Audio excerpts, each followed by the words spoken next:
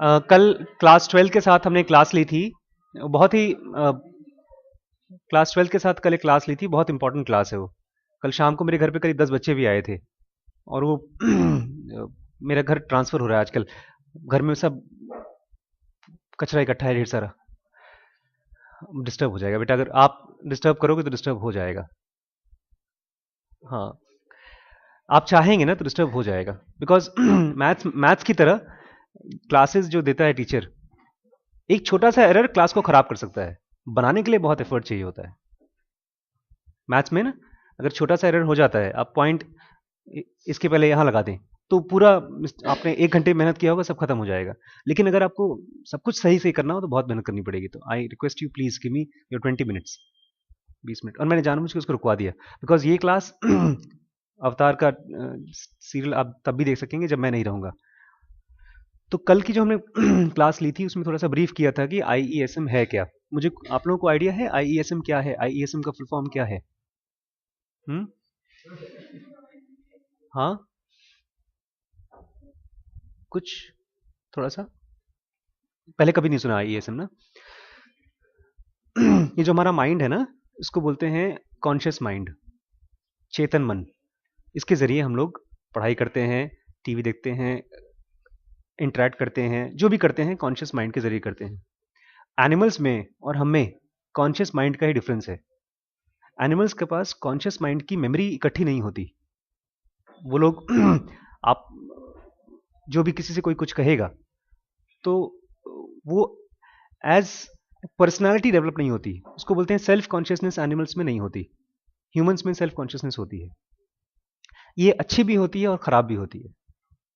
अच्छी इसलिए होती है क्योंकि हम सोच सकते हैं, हम एक इवेंट को प्रिडिक्ट कर सकते हैं।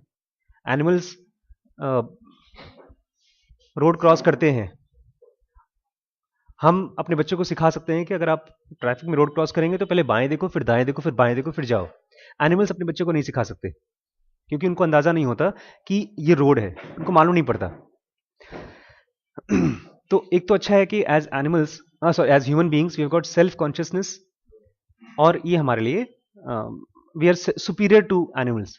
ये खराब इसलिए है क्योंकि इसी में, सेल्फ कॉन्शियसनेस में, हमारे थॉट्स और फीलिंग्स इकट्ठे होते जाते हैं।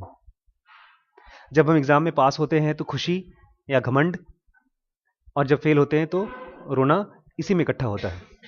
लास्ट ईयर 9th का एक क्लास लिया था, and I am happy but I was shocked also. एक बच्ची ने इतनी ज्यादा जेलसी भरी थी उस बच्ची के अंदर में, और हमने खाली उससे पूछा था कि आप अपने बारे में, अपने हर्ट्स और पेन्स के बारे में लिखिए, और उसने किसी और बच्ची के बारे में खूब खराब खराब चीजें लिखी थी कि आई हेट दैट गर्ल। तो ये सेल्फ कॉन्शियसनेस का खराबी है। our hatred, and these hatred is not for somebody else, these hatred are like pain portals। जैसे बॉडी के अंदर में कहीं पेन हो रहा है, तो वो पेन क्या है? what is pain in the body? there are some chemicals, वो हमारे ब्रेन में इकट्ठे होते जाते हैं, और वो हमारा सारा का सारा एनर्जी सक करते जाते हैं। आप पढ़ना चाहते हैं लेकिन पढ़ाई कर नहीं पाते। जैसे आप अभी जो हुटिंग कर रहे थे, आपको रियलाइज नहीं होगा कि आप में से 80% लोग हुटिंग जानबूझ के नहीं कर रहे थे। It was an unconscious reflex. तो हमारा जो आईईएसएम है, अगर आपसे कोई पूछता है कि आप इस क्लास में जाते हो, आईईएसएम का मतलब क्या है, कोई टीचर पूछता है, तो मैं आपको बता देता हूँ 5 मिनट में।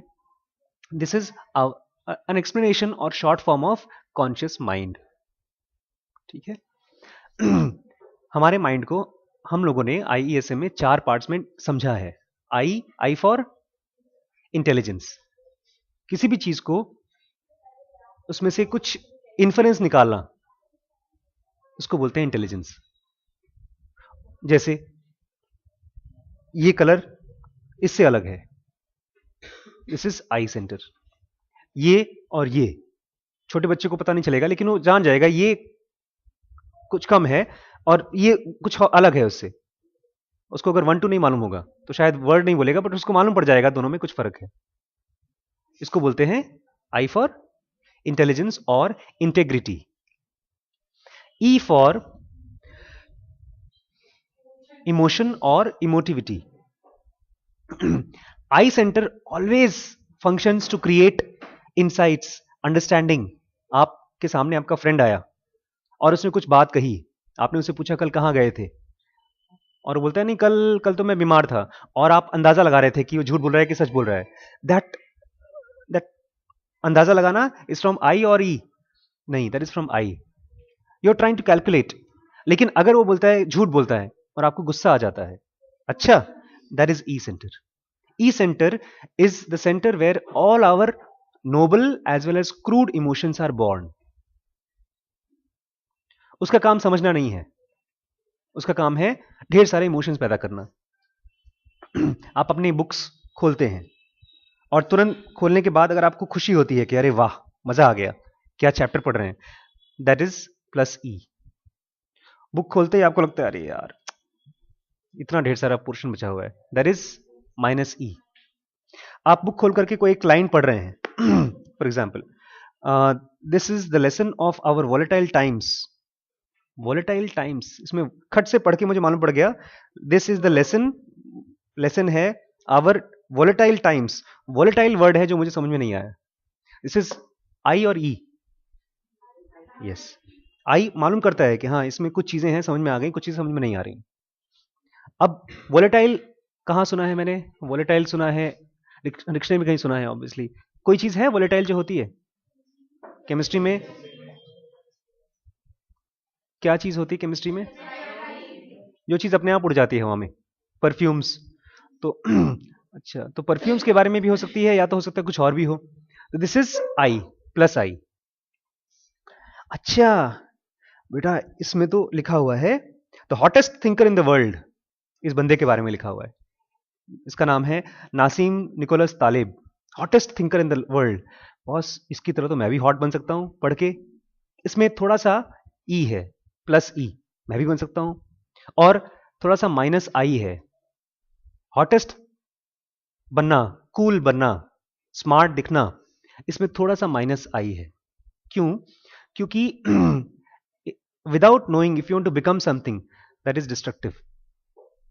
जैसे आपके ग्रुप में से एक बच्ची ने मुझे चिट्ठी लिखी थी कि हम रक्षाबंधन पे भाइयों को राखी क्यों बांधें। उसका मैंने जवाब नहीं दिया था, मैं आज थोड़ा सा देना चाहता हूं। आपको अंदाजा है रक्षाबंधन पे हम लोग राखी जो बांधते हैं, प्रथा कैसे चालू हुई थी? हुमायूं, चालाकी से चालू हुई थी बेसिकली। उसको अपनी जान बचानी थी तो उसने, तो इसका एक्सप्लेनेशन ये है कि राखी के दिन लड़का लड़की को राखी क्यों नहीं बांधता, भाई बहन को राखी क्यों नहीं बांधता? हम क्यों बांधे, हम तो लड़के हैं। वो पता है चालाकी क्या है? चालाकी ये है कि बाकियों से चाहे तो मेरी रक्षा कराओ चाहे ना कराओ भाईजान, अपने आप से तो मेरी रक्षा करा ही देना तुम। ये चालाकी है। बिकॉज एक फैमिली में मां बाप, हस्बैंड वाइफ की आपस में सबसे ज्यादा बचती है। लड़ाइयां घर में किसकी ज्यादा होती हैं? सबसे ज्यादा हस्बैंड वाइफ की होती हैं। और सबसे ज्यादा पिटने वाले और गाली खाने वाले कौन होते हैं? घर के बच्चे। नहीं, this is proven, this is studied. एक बंदा अपनी पूरी लाइफ में पुलिस से उतनी मार नहीं खाता, चोर आदमी, जितना अपने बाप से मार खाता है। और वो क्यों? Because this is the social structure. और कहा जाता है कि ह्यूमन में आपस में जिसके साथ रहते हैं उनके साथ कुछ अच्छे मोमेंट्स होते हैं और फिर एक्सपेक्टेशन हो जाती है, फिर खराब मोमेंट्स आ जाते हैं, और वो खराब मोमेंट्स आपस में एनिमिटी पैदा करते हैं, दुश्मनी पैदा करते हैं। उसी एनिमिटी को दूर करने के लिए हम लोग शादी, ब्याह, भाई बहन, मां बाप ऐसे रिश्ते बनाते हैं, अदरवाइज दिक्कत हो जाएगी साथ में रहने के लिए। एक बंदा था, he did an experiment for 30 days. जैसा आपका ये है ना आजकल बॉस आता है, बिग बॉस, उसने 30 लोगों को, अजनबी लोगों को एक घर में 30 दिन के लिए रखा। यहां तो 90 डेज का, वो 30 डेज का एक्सपेरिमेंट था, आज से करीब 100 साल पहले। एक बंदा खाली उसमें से पास हो पाया, बाकी सब उसने कहा था जिसको गुस्सा आ जाए वो निकल जाए अपने आप, बिकॉज उसमें कुछ प्रॉफिट नहीं था, पैसे वैसे नहीं थे। वो ऐसा था कि can you really live with somebody else for 30 days without getting angry. It was a spiritual experiment and almost just only 1 person was left, और वो भी अपने आप को बहुत विजडम उसने महसूस किया जब वो निकल के आया। तो राखी हम क्यों बांधे? ताकि हम जिस बंधे से राखी बंधवा रहे हैं या बांध रहे हैं उससे तो अपने आप को बचा लें। उसके पास मसल्स हैं, हम बेचारे बालाएं हैं, लड़कियां, वो हमको बचा ले या 100-5 रुपए दे दे, कुछ पॉकेट मनी। नहीं, लड़कियों को आज आप कमा सकते हैं, लेकिन आज के 50 साल पहले थोड़ी कमा सकते थे। वही कमाई थी उनकी, कहीं भाई से मिल गया, बाप से मिल गया, दहेज मिल गया, एटसेट्रा एटसेट्रा। तो वोलेटाइल टाइम्स इसमें, और हाँ ये पढ़ के, नहीं this is the hottest thinker, इसको पढ़ के आपको लगा कि यार मैं भी कूल बन सकता हूं इसको पढ़ के। That is plus, sorry, minus I and little plus E because you felt good. तो आई हो गया, ई हो गया। थर्ड जो है एस, एस का फुल फॉर्म है सेंसुओ वाइटैलिटी। हमारे यहां ह्यूमन बॉडी में इंटेलिजेंस है, इमोशन है, इसके बाद आती है फिजिकल बॉडी, और फिजिकल बॉडी में होते हैं ढेर सारे ड्राइव्स जो कि बुद्धि से गवर्न नहीं होते, वो गवर्न होते हैं हार्मोन से। इसलिए अगर कॉर्टिसोल दे दिया जाए किसी को, फेरोमोन्स दे दिए जाएं, तो वो आदमी होने के बावजूद जानवर की तरह बिहेव करेगा। प्रेगनेंसी के दौरान आपने फिल्मों में सीन देखे होंगे, औरतें गाली दे देती हैं, उठा के बर्तन फेंक देती हैं हस्बैंड्स को के ऊपर, तो वो इसलिए because they are full of estrogen progesterone. So that is S center. S center में प्लस मतलब all your positive drives, strong positive drives. Minus are all your perversions, addictions, cigarette smoking, alcohol, तंबाकू, even television. If you cannot live without it, that's an addiction. Anything that you cannot live without, even your boyfriend or girlfriend is an addiction. If you cannot live without someone, then your physical body, your hormones are being driven by somebody else. So that is S center. And last में है M centre, जो बेचारा बड़ा simple सा manager की तरह है, और उसका काम है इन तीनों सेंटर्स में कैलकुलेट करे कि प्लस में और माइनस में क्या चीजें हैं, और उसके बाद एक डिसीजन बनाए बॉडी को और मूव कराए। जैसे एक छोटा सा एग्जांपल मैं आपको दूंगा। आपने रात को पढ़ाई करते करते नींद आ रही जोर से, तो आपने डिसाइड किया कि कल सुबह 4 बजे उठ के पढ़ाई करेंगे या 5 बजे उठ के पढ़ाई करेंगे। You made a decision. अगले दिन सुबह आप गए, आपका एम सेंटर जाता है पहले आई सेंटर के पास, पूछता है उठना है सुबह, हाँ हाँ उठना है। फिर ई सेंटर के पास जाता है, उसको पूछता है उठना है, तो बोलता है नहीं यार अच्छा लग रहा है सोने में। तो वो ई सेंटर का थोड़ा सा minus intensity towards getting up, और एस सेंटर की ड्राइव सोने की, तो ये -8 -4 +2 कुल मिलाकर के डिसीजन क्या आता है, आधे घंटे बाद थोड़ा और सो लेते हैं। एक और सिचुएशन है जिसमें कि आपको पता चलता है कि कल या परसों सुबह 5 बजे हम सब गैदर होंगे यहां पर स्कूल के बाहर, पिकनिक जाएगी। तब भी हमारा बॉडी डिसीजन बनाएगा, तब भी हमारी नींद खुलेगी, तब भी हमारा ब्लड सर्कुलेशन आगे बढ़ेगा। बट उस केस में जब एम सेंटर आई के पास जाएगा, आई बोलेगा yes we have to go, जरूरी है, कंपलसरी है, पैसा पे कर दिया है।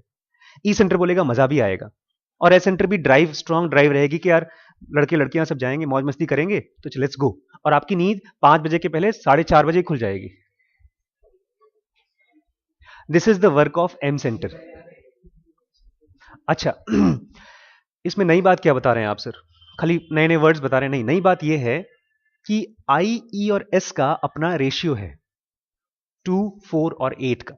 एक नॉर्मल आदमी में आई 2 होता है, एस 4 होता है, सॉरी ई 4 होता है और एस 8 होता है, इसलिए यूजुअली हम हारे हुए होते हैं। मतलब हम लोग कहते थे आज से, पिछले जमाने की साइकोलॉजी थे, उस साइकोलॉजिस्ट बोलते थे कि human being is a rational animal. मतलब रैशनल एनिमल मतलब, रैशनल मतलब समझदार, तार्किक, जो अपना लाइफ एकदम लॉजिक से काम करता है, जो चीज सही है वही करता है, जो गलत है वो नहीं करता। लेकिन अब हमने खोजा है कि human beings are not rational animals, we are rationalising animals. Rationalising मतलब जो हमको पसंद आता है उसको हम बोल देते हैं, इसको हम तर्क से प्रूव कर देते हैं सही है।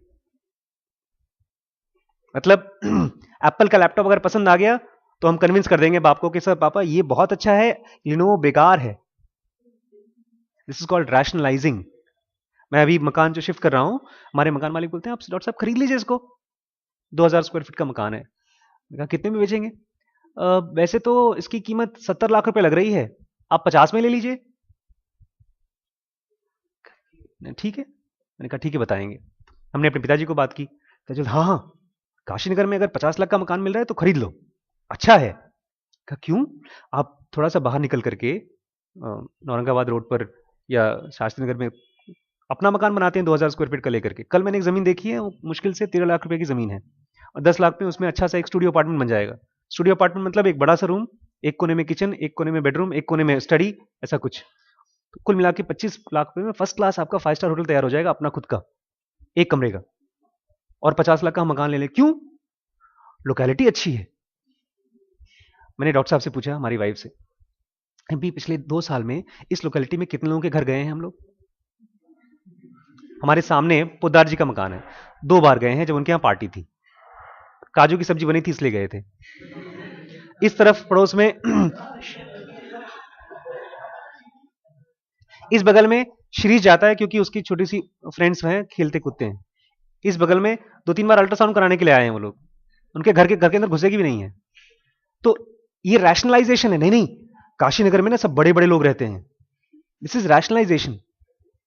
इसी को बोलते हैं कि human being is not rational animal but rationalising animal.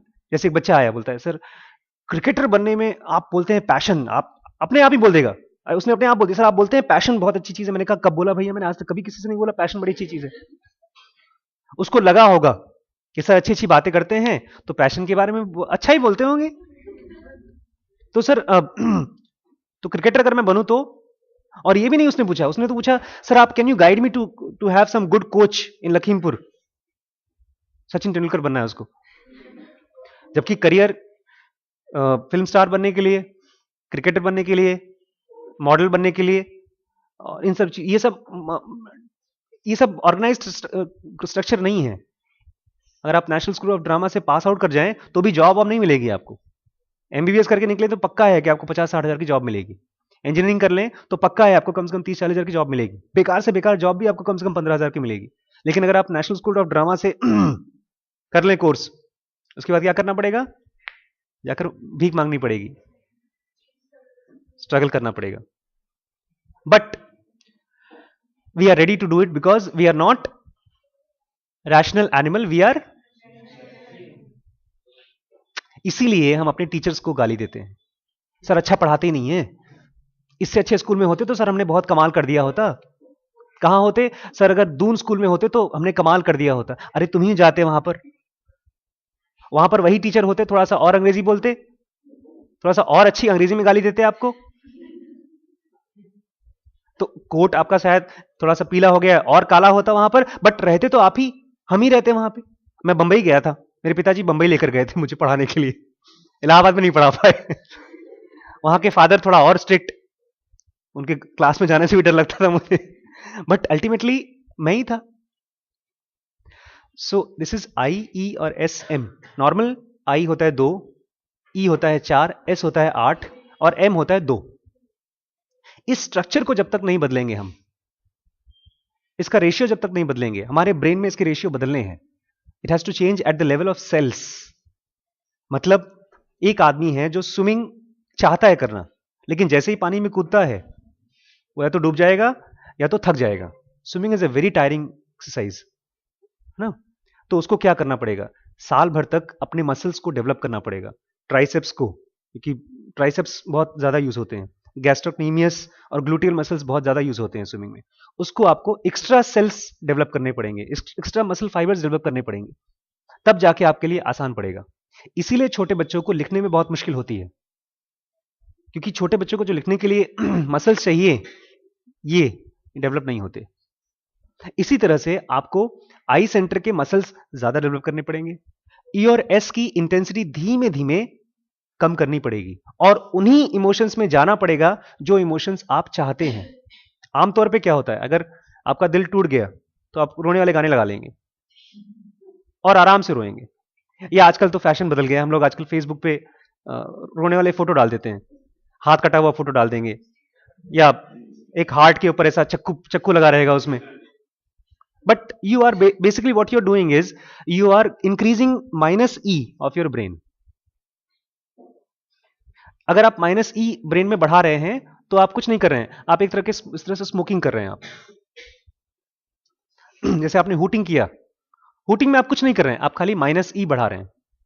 आपको लगेगा प्लस ई कर रहे हैं, आपको मजा आ रहा है, लेकिन आसपास के लोगों को डिस्टर्बेंस हो रहा है। गौतम बुद्ध जब थे, he used to have a group of 10,000 people, 10,000 monks practicing martial arts, practicing meditation, and there used to be pin drop silence in the whole of jungle. Can you guess? 10,000 people as human beings. पता है हम उन लोगों से, जो Gautam Buddha type के लोग थे, उनसे कितने अलग हैं? We are as different as हमसे जैसे ये चिड़िया या मधुमक्खियां।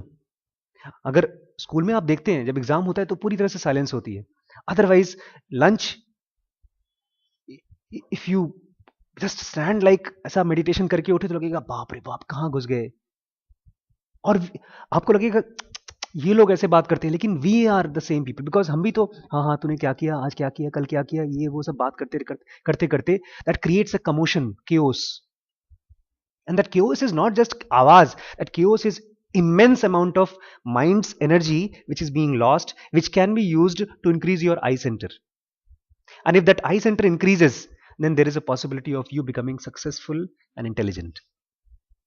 Not about marks. This book is not about marks. You know what is this book about? मेरी लाइफ में जो सबसे इंपॉर्टेंट बुक है वो घर पे पढ़ी है, उसके बाद ये है। मेरे मरने के बाद, मैं सच बता रहा हूं, मरने के बाद एक ये किताब और एक वो किताब अपनी अस्थि के अंदर जलाऊंगा। मतलब जलाऊंगा, मतलब जला नहीं दूंगा, मतलब मैं चाहता हूं इसको कम से कम 50-60 बार पढ़ लूं। बहुत इंपॉर्टेंट बुक है। ये किस चीज के बारे में है? This is about how to survive in a world that you don't understand, how to have complete risk free life and at the same time taking lots of risks to become successful. हम लोग जो यहाँ classes कर रहे हैं, father चाहते हैं कि हम आपको समझाएं और आपको अच्छे से नंबर आए, लेकिन मेरी थोड़ी सी और इच्छा है ज्यादा। हम आपको समझाएं, आपको अच्छे से नंबर आए, लेकिन आप उससे भी ज्यादा पैसे कमाएं और खुश रहें। ये 2 सेंटेंस मेरे बढ़ा दिए हैं अपनी तरफ से। क्या चीज? अच्छा, नहीं आप चाहते हैं तो फिर मैं हटा दूं, खुश रहने वाला और सक्सेसफुल वाला हटा दूं, खाली नंबर वाले बात करें। हा? लेकिन हो नहीं सकता, ये हो नहीं सकता। चलिए थोड़ा सा मैं इसके बारे में बताता हूं थोड़ा सा इसके बारे में बताता हूं। इसका नाम है anti fragile. What is fragile?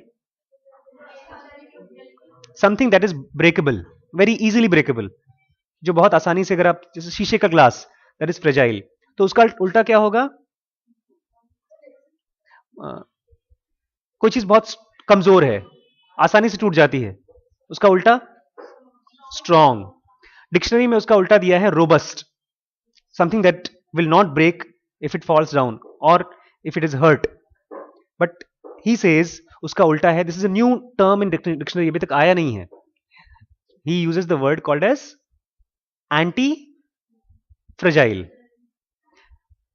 He says fragile is something that can be broken easily.